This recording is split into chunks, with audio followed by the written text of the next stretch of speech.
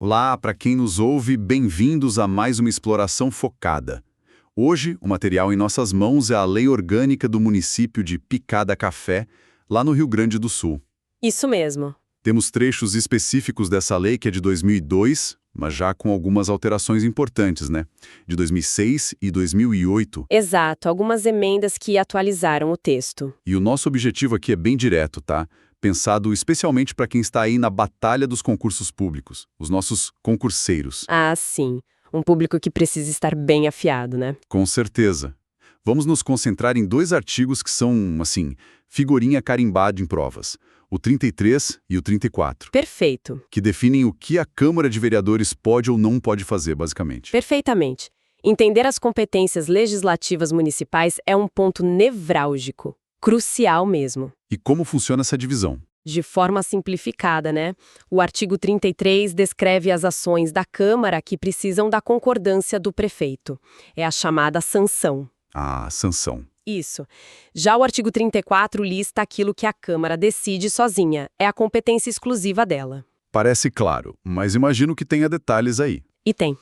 Parece uma divisão simples, mas é nos detalhes que moram as dúvidas. E, claro, as questões de prova. Então vamos mergulhar nesses detalhes. Gostei daquela analogia inicial, da Câmara como um time. Sim, ajuda a visualizar. No artigo 33, para algumas jogadas importantes, o time precisa do aval do técnico, que seria o prefeito, né? Exatamente. O apito final dele. E no artigo 34, o time tem autonomia, decide sozinho certas táticas. Vamos ver como isso funciona na prática, então. Vamos lá. Começando, então, pelo artigo 33. Ele elenca as competências da Câmara que dependem dessa sanção do prefeito. O que isso realmente implica no dia a dia? Olha, na prática, significa que mesmo depois da Câmara debater e aprovar um projeto de lei sobre esses assuntos, ele só vira lei de verdade, com força para ser aplicada, depois que o prefeito aprova formalmente. Quer dizer, ele sanciona. Entendi. É um processo em duas etapas, então. Isso.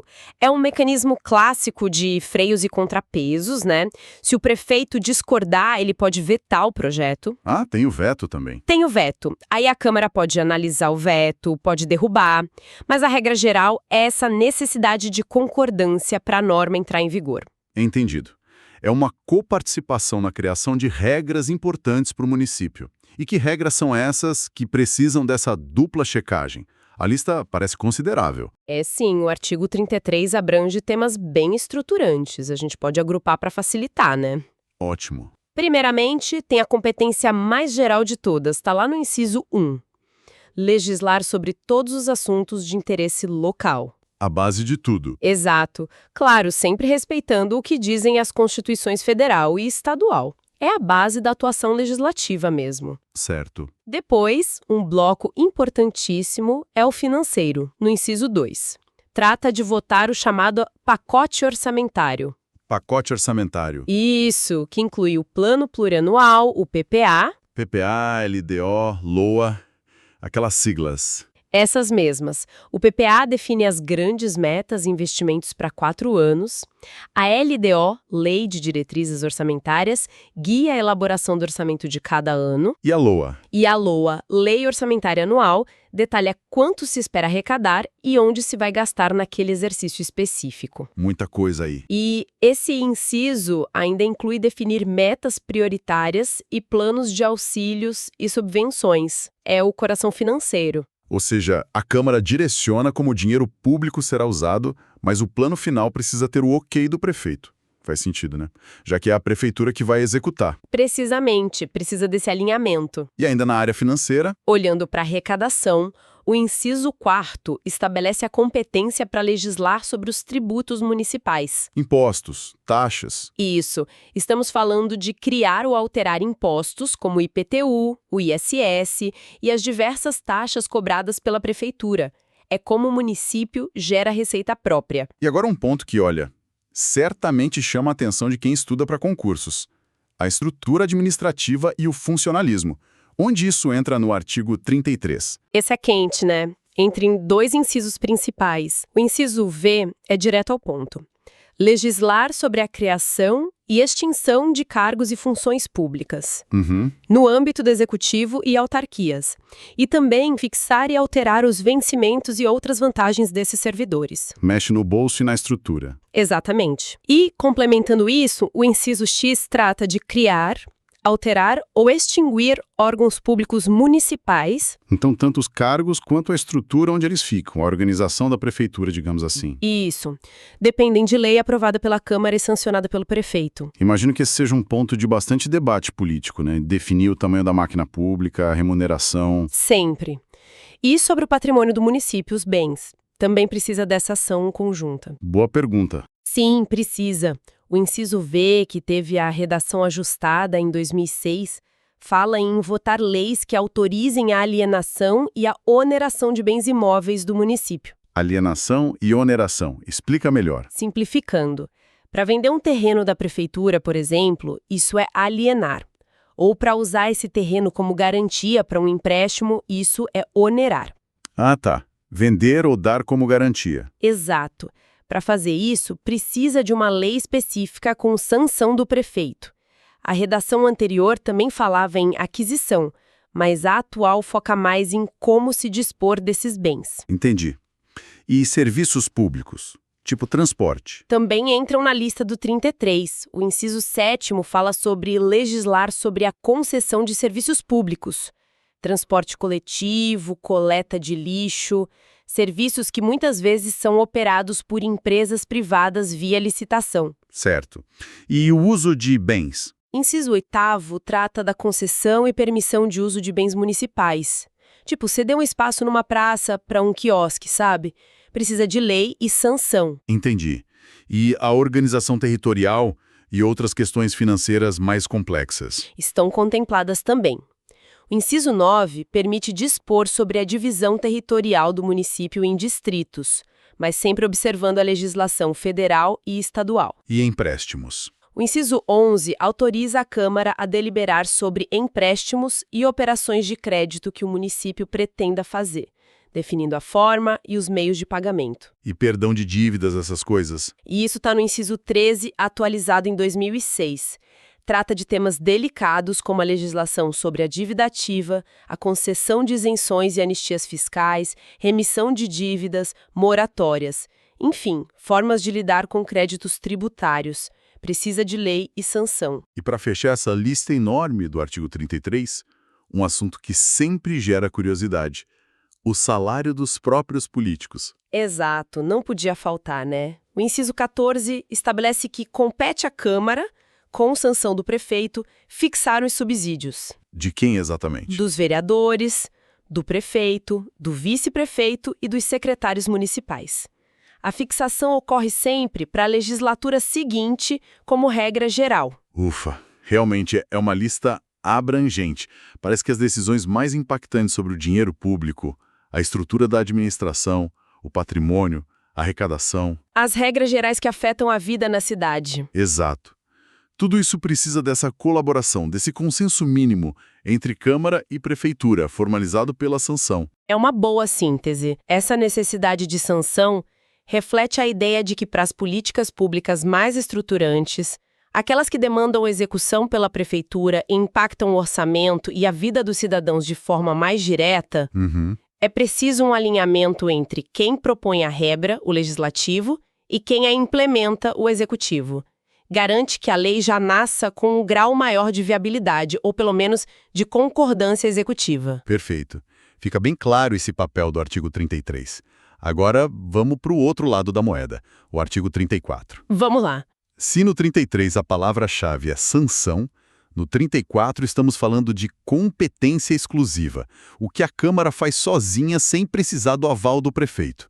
É aqui que entra a autonomia do time. Exatamente. O artigo 34 é o domínio da autonomia da Câmara. São os poderes que ela exerce sem depender da concordância do prefeito. E que tipo de poder é esse? Geralmente, estão ligados à sua própria organização interna, ao exercício da sua função fiscalizadora ou a atos processuais específicos. Vamos ver os destaques.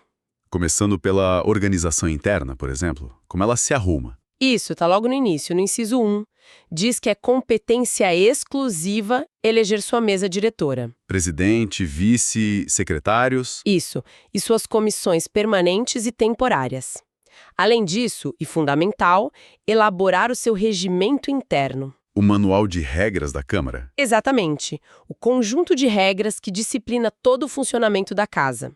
E, conectando com isso, o inciso 2 traz um ponto crucial, que costuma ser pegadinha de prova. Opa, atenção concurseiros, qual é? A Câmara pode, por meio de resolução, veja bem, resolução, não lei, criar, alterar e extinguir os cargos e funções do seu próprio quadro de servidores. Ah, servidores da própria Câmara. Sim, definir como serão preenchidos e fixar seus vencimentos.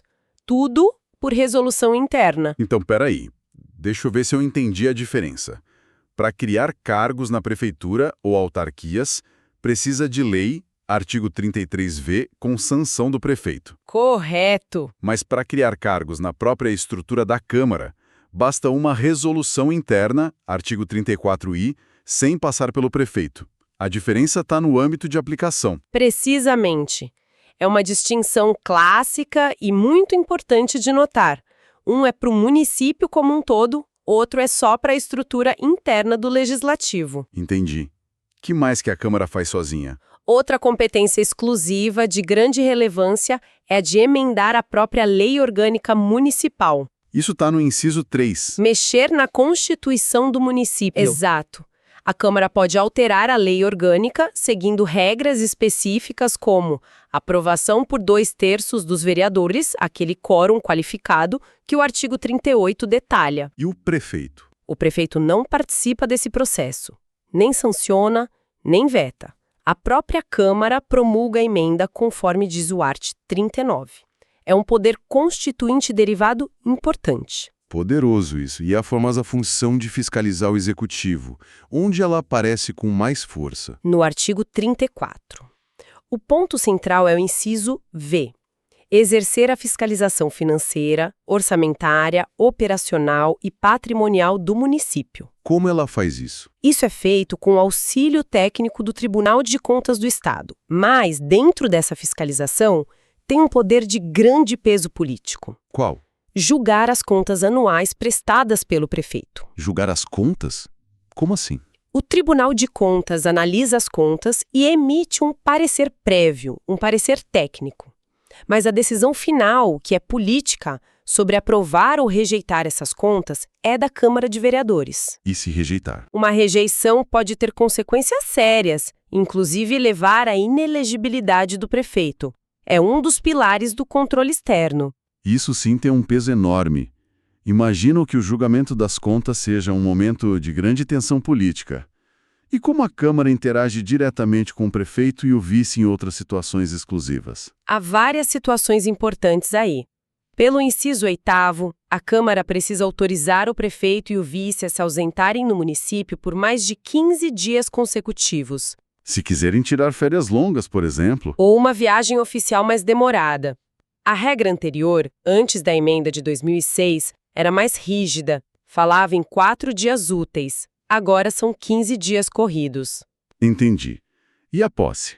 O inciso 12 estabelece que é a Câmara quem dá posse ao prefeito e ao vice eleitos. E no fim do mandato? Ou se algo acontecer? No outro extremo, é ela também quem pode declarar a extinção dos seus mandatos nos casos previstos em lei. Como morte, renúncia. Isso, morte, renúncia, perda de direitos políticos ou mesmo cassação após um processo. Além disso, o inciso 13 permite à Câmara conceder licença ao prefeito para se afastar temporariamente do cargo. Por doença, por exemplo? Doença ou tratar de interesse particular, dentro das regras. E se a Câmara precisar de informações da Prefeitura para poder fiscalizar ou legislar? Como ela consegue? Existem instrumentos para isso no artigo 34.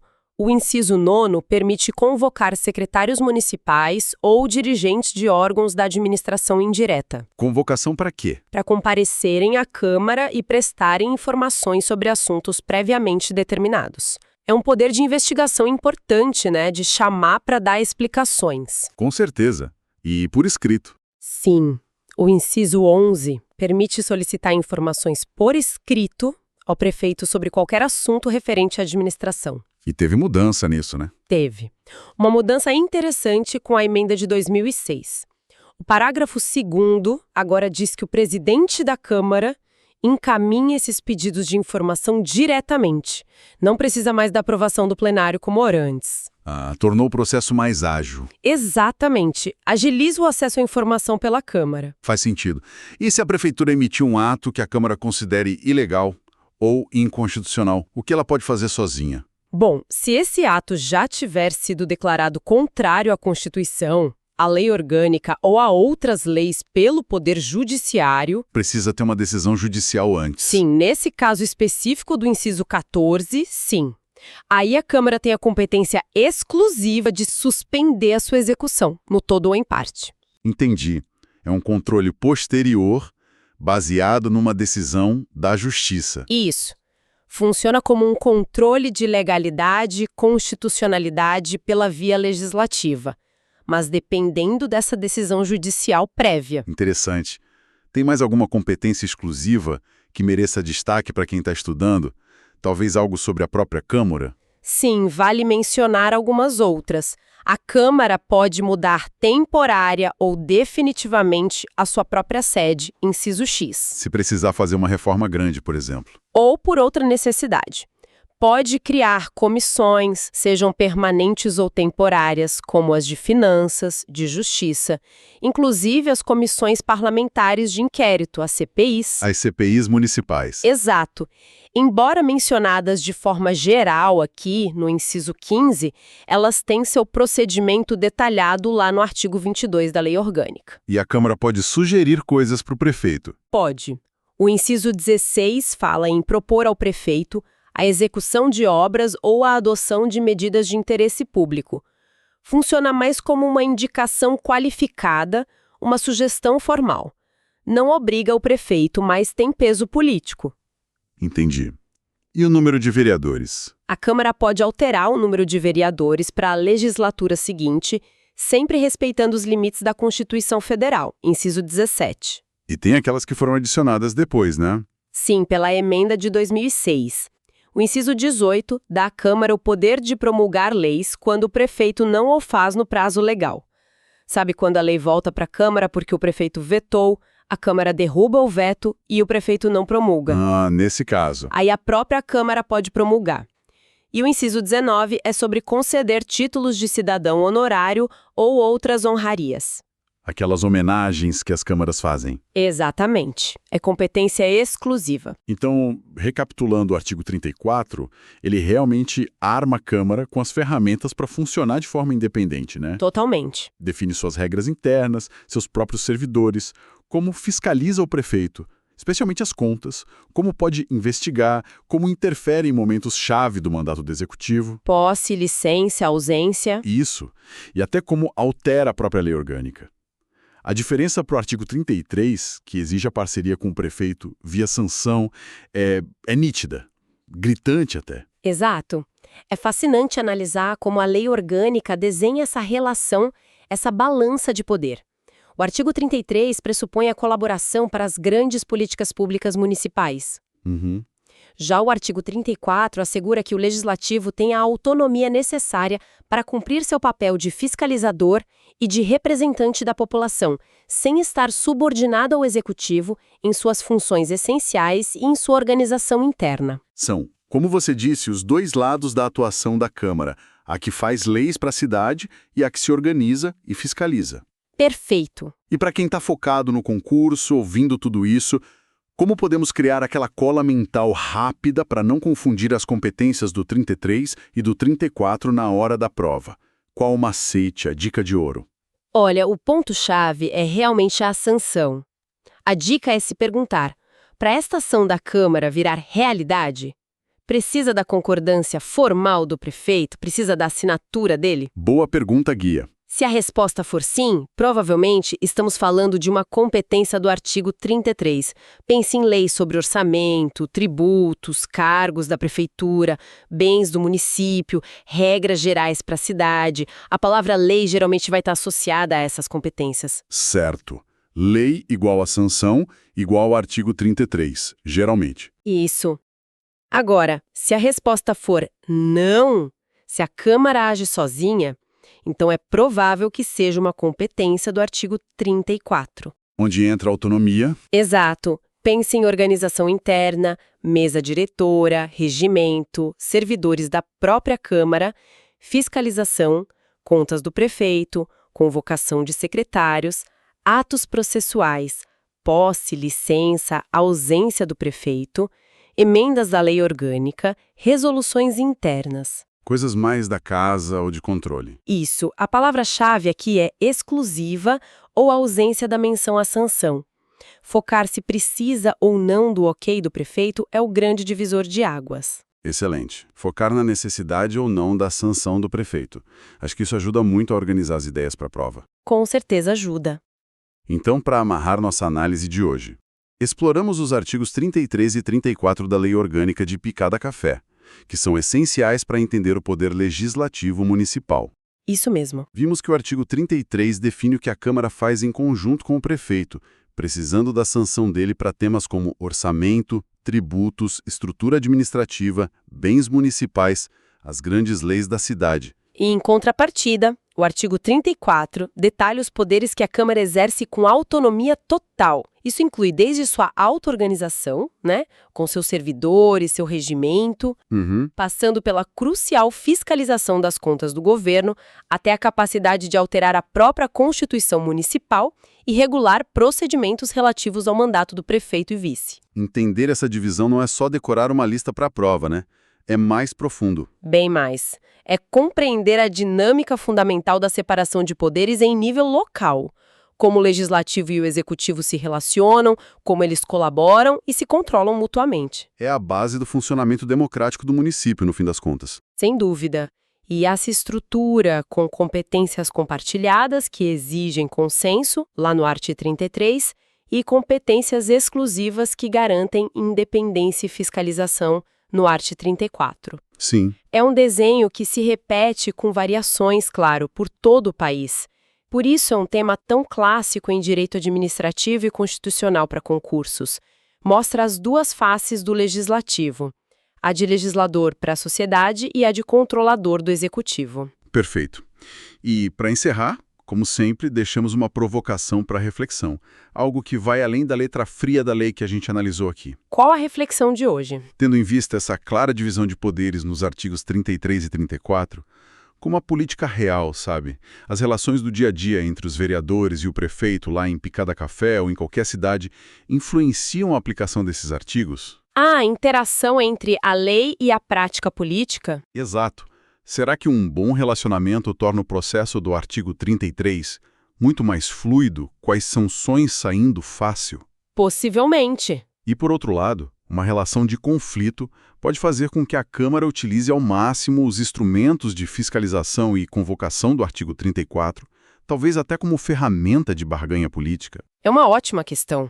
A lei dá as ferramentas, mas o uso delas depende muito do contexto político, das alianças, das disputas. Fica essa questão, então, sobre a interação constante entre as regras formais do jogo, que a gente viu aqui, e o jogo político em si. Algo para se pensar.